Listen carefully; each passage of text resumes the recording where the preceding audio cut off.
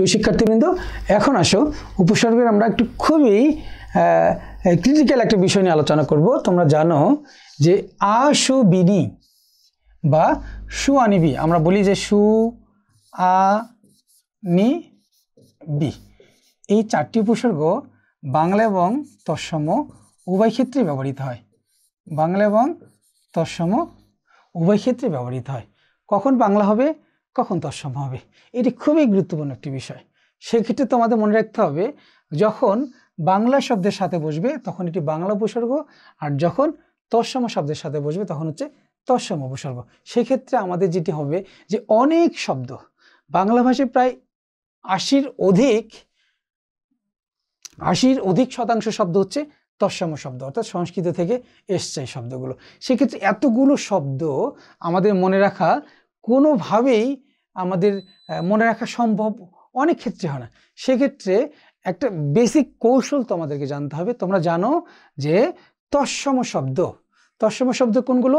যে শব্দগুলো সরাসরি সংস্কৃত থেকে বাংলা ভাষায় এসছে, কোনোরূপ পরিবর্তন ছাড়াই, সেগুলো হচ্ছে কি তৎসম শব্দ। সেক্ষেত্রে তোমাদের আমি একটা বিশেষ কৌশল শেখাচ্ছি, যেটি তোমাদের অনেক কাজে আসবে। যে তৎসম শব্দগুলো আমরা কিভাবে শিখব। তৎসম শব্দগুলো তোমরা এইভাবে শিখবে। দেখো, যদি তৎসম শব্দগুলো তোমরা আইডেন্টিফাই করে ফেলতে পারো, সেক্ষেত্রে কিন্তু তোমাদের এই তৎসম উপসর্গ যুক্ত যে শব্দগুলো আছে সেগুলো বের করা অনেক সহজ হয়ে যাবে। দেখো যে তৎসম উপসর্গগুলো আমরা কিভাবে শিখবো, তার আগে দিয়ে তৎসম শব্দ আমরা কিভাবে আইডেন্টিফাই করব সেটি আমাদের জানা দরকার। মনে রাখবে, কোনো জায়গায় যদি মূর্ধন্য বা মূর্ধন্য যুক্ত শব্দ থাকে সেটি হবে কি তৎসম শব্দ। আবারও বলছি, মূর্ধন্য এবং মূর্ধন্য যুক্ত শব্দগুলো কি হবে? তৎসম শব্দ হবে। এরপরে যে রুলসটি দেওয়া আছে একটু দেখো, যে দীর্ঘ ই, হ্রস্ব উ এবং দীর্ঘ উ, এই দীর্ঘ ই, হ্রস্ব উ এবং দীর্ঘ যুক্ত শব্দগুলো কি হবে? তৎসম শব্দ হবে। তারপর কি বলা আছে দেখো, যে ক্ষিয় কিভাবে গঠিত হয়েছে? ক্ষিয় গঠিত হয়েছে ক প্লাস মূর্ধন্যস্ব। ক্ষিয় গঠিত হয়েছে কিভাবে? ক প্লাস মূর্ধন্যস্ব, ক্ষিয়। এরপর দেখা যাচ্ছে কি হয় হসন্ত ম, যে কি হয় হসন্ত ম, অর্থাৎ এই যে ব্রাহ্মণ লিখতে যেটি লাগে যে হয় হসন্ত ম, অর্থাৎ হয় হসন্ত ম যুক্ত শব্দ যদি থাকে সেগুলো হবে কি তৎসম শব্দ। তারপরে আরো কিছু উদাহরণ দেওয়া আছে, যেমন স ইয়, মূর্ধন্যস্যের সাথে ইয়, এবং যদি জয়ের সাথে ইয় যুক্ত হয় অথবা কোনো যুক্তাক্ষর থাকে, সেক্ষেত্রে সেই শব্দগুলো হবে তৎসম শব্দ। এরপর দেখো বলা আছে যে ফলাযুক্ত শব্দ। কি ফলা আছে? জফলা। শুধু জফলা বা রফলা না, যতগুলো ফলা আছে সবগুলো ফলাযুক্ত শব্দ হবে কি তৎসম শব্দ। যেমন আমি বলছিলাম যে ফলাযুক্ত শব্দ, একটু খেয়াল করে দেখো, কি যুক্ত শব্দ? ফলাযুক্ত শব্দ। আচ্ছা, এখন আমরা পড়ি যে ফলা কয়টি? ফলা আমরা পড়েছিলাম 6টি। কয়টি পড়েছিলাম? 6টি। কি কি? ম ফলা, জ ফলা, র ফলা। এরপর কি বলেছিলাম? ল ফলা, ব ফলা, ন ফলা। অর্থাৎ ফলা কয়টি? 6টি। কি কি? ম, জ, র, ল, ব, ন। অর্থাৎ এই 6টি ফলাযুক্ত শব্দ কি হবে? তৎসম শব্দ। যেমন আমি যদি বলি যে এই ফলাগুলো যদি তোমাদের মনে না থাকে, সেক্ষেত্রে তোমরা একটি কৌশল অবলম্বন করবে। যে স্যার বলেছিল কি মজার লবণ, অর্থাৎ টেস্টিং সল্ট, যেটি যে মজার লবণ তোমরা খেয়েছো কিনা? হ্যাঁ, মজার লবণ আমরা খেয়েছি। কি কি? তাহলে ম, জ, র, ল, ব, ন। অর্থাৎ আমরা যদি এখানে একটি আকার দিয়ে দেই তাহলে কি হচ্ছে? মজার লবণ। এটি হচ্ছে মনে রাখার কৌশল। ফলা কয়টি? 6টি। আমরা কিভাবে মনে রাখবো? যে মজার লবণ, তাহলে কি ম ফলা, জ ফলা, র ফলা, ল ফলা, ব ফলা, ন ফলা। এই ফলাযুক্ত শব্দগুলো কি হবে? ফলাযুক্ত শব্দগুলো হবে তৎসম শব্দ। যেমন উদাহরণ হিসেবে কিন্তু তোমাদের এগুলো এখানে লেখা আছে, আমি একটু পরে আলোচনা করছি। এরপর দেখো রিকার যুক্ত শব্দ। কি বলা আছে? রিকার যুক্ত শব্দ। রিকার যুক্ত শব্দগুলো কি হবে? তৎসম শব্দ। রিকার যুক্ত শব্দগুলো কি হবে? তৎসম শব্দ। এখন দেখো আমরা একটু এলাবোরেটলি আলোচনা করছি তোমাদের। তাহলে মূর্ধন্য এবং মূর্ধন্য যুক্ত শব্দগুলো কি হবে? তৎসম শব্দ। উদাহরণ হিসেবে বলা আছে দেখো আকণ্ঠ। তাহলে আকণ্ঠ এখানে কি রয়েছে? মূর্ধন্য রয়েছে। তাহলে মূর্ধন্য যুক্ত শব্দগুলো হচ্ছে তৎসম শব্দ। এর আগে যে উপসর্গটি রয়েছে আ, তাহলে এই উপসর্গটি আ বাংলা না তৎসম? বাংলা তৎসম উভয় ক্ষেত্রে হতে পারে, বাট এক্ষেত্রে কি হবে, এক্ষেত্রে হবে তৎসম। এরপর দেখো নিষ্কলুষ, এখানে দেখো নি, তাহলে এই নি উপসর্গটি কি হবে, নি উপসর্গটি হবে তৎসম উপসর্গ, কেননা এখানে মূর্ধন্য ষ রয়েছে। তারপরে দেখো সুনীতি যে শব্দটি রয়েছে, অর্থাৎ দেখো এখানে সুনীতি, এখানে কি রয়েছে, উ, ছোট উ, অর্থাৎ হ্রস্ব উকার রয়েছে। এরপর দেখো লেখা আছে যে সুরক্ষা, তারপর বলা আছে কি বিজ্ঞান, একটি কেন তৎসম শব্দ হবে, দেখো এই যে ক্ষিও দেয়া আছে, বিজ্ঞান জয়ও দেয়া আছে, তাহলে এগুলো কি হবে, তৎসম শব্দ। এরপর দেখো কি বলা আছে যে ফলাযুক্ত, আমি বলছিলাম যে ফলাযুক্ত সবগুলো শব্দ কি হবে, তৎসম শব্দ হবে। তারপর রিকারযুক্ত শব্দগুলো কি হবে, তৎসম শব্দ হবে। আশা করি এই অংশটিও তোমরা বুঝতে পেরেছো। অর্থাৎ তৎসম শব্দগুলো যদি তোমরা মনে রাখতে পারো, তাহলে এই তৎসম শব্দের আগে দিয়ে যে উপসর্গগুলো বসবে আশু বিনির এই 4টি উপসর্গ, সেক্ষেত্রে তৎসম উপসর্গ হবে। সেক্ষেত্রে আমি আবারও বলছি, এই তৎসম শব্দগুলো আইডেন্টিফাই করা তোমাদের জন্য অনেক বেশি জরুরি। তাহলে তৎসম শব্দগুলো আমরা কিভাবে মনে রাখবো, মূর্ধন্য যুক্ত শব্দগুলো কি হবে, তৎসম শব্দ হবে। তারপর কি হবে, ক্ষীয় হয়মাযুক্ত শব্দ কি হবে, তৎসম শব্দ। মূর্ধন্য ষ ইয়যুক্ত শব্দ তৎসম শব্দ। তারপর জ ইয়যুক্ত শব্দ তৎসম শব্দ, অর্থাৎ যুক্তাক্ষর যদি থাকে সেক্ষেত্রে হচ্ছে তৎসম শব্দ। তারপরে হচ্ছে বলছিলাম ফলাযুক্ত শব্দগুলো তৎসম শব্দ। তারপর বলছিলাম যে রিকারযুক্ত শব্দগুলো হচ্ছে তৎসম শব্দ। যেমন দেখো নিবৃত্তি, তা নিবৃত্তি এটি কেন তৎসম শব্দ, দেখো নি উপসর্গটি আলাদা করে ফেলো, তাহলে বৃত্তি, তাহলে এখানে কি রয়েছে, বৃত্তি, একটু দেখো তো এখানে কি রয়েছে, বৃত্তি, তাহলে এখানে কি দেখো তো রিকার রয়েছে। আমরা বলেছিলাম রিকারযুক্ত শব্দগুলো কি হবে, তৎসম শব্দ হবে। তাহলে এখানে যে নিটি রয়েছে, এই নি হবে তৎসম উপসর্গ। এই আজকের যে আলোচনার শেষ অংশে আমরা উদাহরণ দিয়ে একটি চার্টের মাধ্যমে এই বিষয়টি তোমাদের আরো ক্লিয়ার করে ফেলবো ইনশাল্লাহ। এখন দেখো একটি চার্টের মাধ্যমে তোমাদের খাঁটি বাংলা এবং তৎসম উপসর্গের পার্থক্য দেখানো হয়েছে। এই শব্দগুলো তোমাদের মনে রাখা অনেক কষ্টের বিষয়। সেক্ষেত্রে আমি যে বেসিক রুলসটি তোমাদের শিখেছি, এই রুলসটি তো যদি তোমরা মনে রাখতে পারো, তাহলে তোমাদের আইডেন্টিফাই করা অনেক সহজ হয়ে যাবে। যেমন দেখো আমি এখানে দুটি উদাহরণ দিচ্ছি। একটি হচ্ছে আকারা, কি বলছে দেখো, আকারা, কি বলা হয়েছে, আকারা, কি বলা হয়েছে, আকারা। আরেকটা বলা হয়েছে যে আকণ্ঠ, কি বলা হয়েছে, আকণ্ঠ। এখন তোমরা নিজেরা আইডেন্টিফাই করতে পারো যে আকারা, আটি বাদ দাও উপসর্গ, আকণ্ঠ আটি বাদ দাও, আটি হচ্ছে কি উপসর্গ, আলাদা করে ফেলো। তাহলে কারা এবং কণ্ঠ, এইটির মধ্যে দেখো মূর্ধন্য যুক্ত শব্দ হচ্ছে কণ্ঠ, দ্যাট মিনস আকণ্ঠ হচ্ছে কি তৎসম শব্দ। তৎসম শব্দের আগে যে আটি বসেছে এটি হবে তৎসম উপসর্গ, আর কারা শব্দের আগে যে আটি বসেছে এটি হচ্ছে কি, এটি হচ্ছে বাংলা উপসর্গ। শুধু এই যে উদাহরণটি দেওয়া আছে সেটা একটু খেয়াল করে দেখো। এখানে উদাহরণ হিসেবে লেখা আছে দেখো সুনজর, কি বলা আছে, সুনজর। আরো উদাহরণ হিসেবে দেওয়া আছে দেখো সুকৃতি, কি লেখা আছে, সুকৃতি। একটু দেখো প্লিজ সবাই, দেখো সুনজর, তাহলে উপসর্গটিকে আলাদা করে ফেলো, সুকীর্তি, তাহলে সুটিকে আলাদা করে ফেলো, তাহলে নজর এবং কীর্তি। এখন দেখো আমরা বলছিলাম যে রিকারযুক্ত শব্দ কি হয়, রিকারযুক্ত শব্দ হয় তৎসম শব্দ।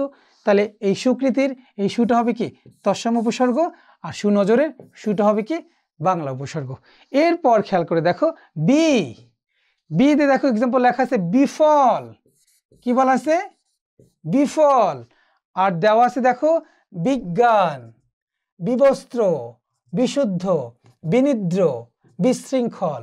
সবগুলিতে তোমরা একটু খেয়াল করে দেখো। আমি যদি বলি বিশৃঙ্খল, তাহলে কি হচ্ছে, তোমরা একটু খেয়াল করে দেখো নিজেরা, বিফল এবং বিশৃঙ্খল। তাহলে আমাদের বিটা আলাদা করে ফেলো উপসর্গ, এখানে মূল শব্দ হচ্ছে ফল, এখানে হচ্ছে শৃঙ্খল। শৃঙ্খল শব্দটি কি, এখানে কি রয়েছে, রিকার রয়েছে। আমরা আগে বলেছিলাম রিকারযুক্ত শব্দগুলো কি হবে, তৎসম শব্দ। তাহলে এক্ষেত্রে বিশৃঙ্খলের বি হচ্ছে কি তৎসম উপসর্গ, আর বিফলের বি হচ্ছে কি বাংলা উপসর্গ। প্রিয় শিক্ষার্থীবৃন্দ, আশা করছি তোমরা এই বিষয়টি ক্লিয়ার বুঝতে পেরেছো। এরপর আসলে আমরা আলোচনা করছি নি। তাহলে নি উপসর্গটি কখন বাংলা কখন তৎসম, দেখো এখানে উদাহরণ হিসেবে লেখা আছে নিখুঁত, কি লেখা আছে, নিখুঁত। আর আমরা যদি বলি দেখো কি বলা হয়েছে, নির্ণয়, কি বলা হয়েছে, নির্ণয়। একটু খেয়াল করে দেখো, তাহলে নিখুঁত উপসর্গটি আলাদা করে ফেলো নি, আর নির্ণয় নি এখানে আলাদা করে ফেলো। তাহলে কি হচ্ছে দেখো এখানে রেফ যুক্ত রয়েছে, আমরা জানি রেফ র ফলা, এটি যদি থাকে তাহলে কি হচ্ছে তৎসম। তাহলে এখানে নি হচ্ছে কি তৎসম উপসর্গ, আর এখানে নিখুঁতের নি হচ্ছে কি বাংলা উপসর্গ। আরো উদাহরণগুলো দেয়া আছে, এই উদাহরণগুলো যদি প্রত্যেকটি তোমরা খেয়াল করো তাহলে তোমাদের এই বিষয়টি আরো বুঝতে ক্লিয়ার হয়ে যাবে। যেমন আমি যদি এখন এক্সাম্পল হিসেবে আমি যদি তোমাদের এখন এক্সাম নেই, সেক্ষেত্রে আমি যদি বলি দেখো সুচরিত্র, সুচরিত্র। এখন একটু খেয়াল করে দেখো প্রিয় শিক্ষার্থীবৃন্দ, সুচরিত্র, এখানে সু উপসর্গটি বাংলা না তৎসম? তাহলে তোমাদের মনে রাখা খুব ইজি হয়ে যাচ্ছে। দেখো এখানে তয় র ফলা রয়েছে, যদি র ফলা থাকে আমরা জানি এটি তৎসম, তাহলে এখানে সু হচ্ছে কি তৎসম উপসর্গ। এরকম করে আমাদের এই চার্টের মধ্যে যতগুলো উদাহরণ দেওয়া আছে, এই প্রত্যেকটি উদাহরণ যদি তোমরা বিশ্লেষণ করে পড়ো তাহলে তোমাদের মনে রাখা অনেক সহজ হয়ে যাবে। আর আমরা যদি কেউ এটা মুখস্থ করে ফেলি, যে পরীক্ষা আসবে মুখস্থ করে ফেলি, মুখস্থ করা মানে আমরা ভুলে যাব, মুখস্থ করতে গেলে আমরা ভুলে যাব। সেক্ষেত্রে এই বেসিক জিনিসটা যদি তোমাদের মনে থাকে তাহলে এই আ সু বিনি এই চারটি কখন বাংলা এবং কখন তৎসম এটি মনে রাখা তোমাদের জন্য অনেক সহজ হয়ে যাবে। শিক্ষার্থীবৃন্দ, তোমরা একটি বিষয় খেয়াল করবে, ইদানিং বিশ্ববিদ্যালয় ভর্তি পরীক্ষায় যে তোমাদের প্রশ্নের ধরন হয় অনেক ক্ষেত্রে উপসর্গ থেকে, যে একই শব্দে প্রযুক্ত একাধিক উপসর্গ চেনার উপায়। অর্থাৎ একটি শব্দে কয়টি উপসর্গ রয়েছে, অথবা এরকম হতে পারে একটি লাইন দেয়া থাকবে তোমাদের, এই যে এই লাইনের মধ্যে যে শব্দগুলো রয়েছে মোট কতটি উপসর্গযুক্ত শব্দ রয়েছে, বা মোট কতটি উপসর্গ রয়েছে এই লাইনটিতে বা এই শব্দটিতে কতটি উপসর্গ রয়েছে। উদাহরণস্বরূপ আমি যদি বলি দেখো যে ব্যর্থ, এই শব্দটিতে কতটি উপসর্গ রয়েছে বা এটি কি সাধিত শব্দ। সেক্ষেত্রে তোমরা সন্ধি যখন বিচ্ছেদ করেছো তখন দেখেছো যে ব্যর্থ, বি যোগ অর্থ, সেটি হচ্ছে কি ব্যর্থ, তাহলে এখানে এই বিটা হচ্ছে কি উপসর্গ। সেক্ষেত্রে একটি সহজ উদাহরণ মানে নিয়ম হচ্ছে, যদি জ ফলা থাকে, জ ফলার পরিবর্তে আমরা জানি যে হ্রস্বই কার কিংবা দীর্ঘই কার হয়। যেমন আমি যদি বলি যে সমভিব্যাহার, এই শব্দটিতে কয়টি উপসর্গ রয়েছে, সেক্ষেত্রে একটু দেখো সম ম অভি অভি, এই যে বয় জ ফলা, তাহলে বয় জ ফলা, এই জ ফলার পরিবর্তে কি বসবে বি, তারপরে দেখো এখানে কি ব্যহার, তাহলে এখানে কি আছে আ, তো টোটাল কয়টি উপসর্গ, টোটাল হচ্ছে 4টি উপসর্গ।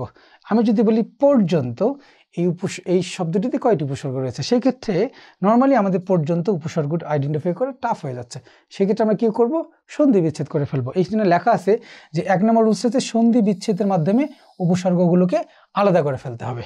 যেমন কি পর্যন্ত আমরা সন্ধি বিচ্ছেদ করেছিলাম যে পরিযোগ অন্ত, সেটি হচ্ছে কি পর্যন্ত, পর্যাপ্ত, পরিযোগাপ্ত, পর্যাপ্ত, অত্যন্ত, অতিযোগন্ত, পর্যবেক্ষণ, এই দেখো পরিযোগ অবযোগীক্ষণ।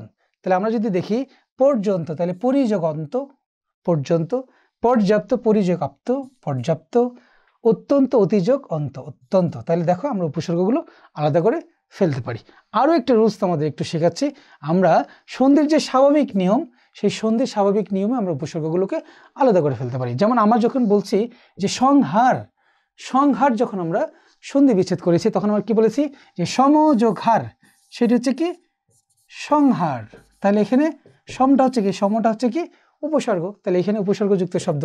আমি যদি বলি দেখো অনুসন্ধান, তা বলছি অনুসন্ধান, তাহলে অনুসন্ধান, এখন দেখো সন্ধি বিচ্ছেদ করে ফেলো, তাহলে অনুসন্ধানের অনুটা উপসর্গ আমরা আলাদা করে ফেললাম অনু, তারপরে কি আছে সন্ধান, তাহলে সন্ধান সংযোগ ধান, সেটা হচ্ছে কি অনুসন্ধান। সেক্ষেত্রে দেখো কয়টি উপসর্গ, একটি হচ্ছে অনু, একটি একটি উপসর্গ, সম একটি উপসর্গ, তাহলে দেখো আন্ডারলাইন করা আছে প্রত্যেকটি উপসর্গের নিচে। তাহলে আমরা দেখতে পাচ্ছি যে সন্ধির যে স্বাভাবিক নিয়ম, এই সন্ধির স্বাভাবিক নিয়ম আমরা উপসর্গগুলোকে আলাদা করে ফেলতে পারি।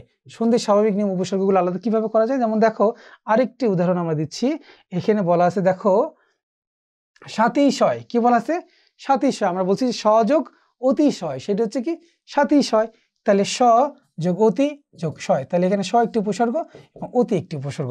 এইভাবে সন্ধির যে স্বাভাবিক নিয়ম, এই স্বাভাবিক নিয়মের ক্ষেত্রেও আমরা উপসর্গগুলোকে আলাদা করে ফেলতে পারি। অর্থাৎ যদি কখনো এইরকম প্রশ্ন আসে যে এই শব্দটিতে বা এই বাক্যটিতে কয়টি উপসর্গ রয়েছে, অর্থাৎ শব্দের উপসর্গগুলো আইডেন্টিফাই করে তারপরে বাক্যের উপসর্গগুলোর নাম্বার যদি আমরা যোগ করে ফেলি, তাহলে এই শব্দটিতে কয়টি উপসর্গ রয়েছে, এই বাক্যটিতে কয়টি উপসর্গ রয়েছে, এই প্রশ্নটি তোমাদের জন্য অনেক ক্রিটিক্যাল হয়।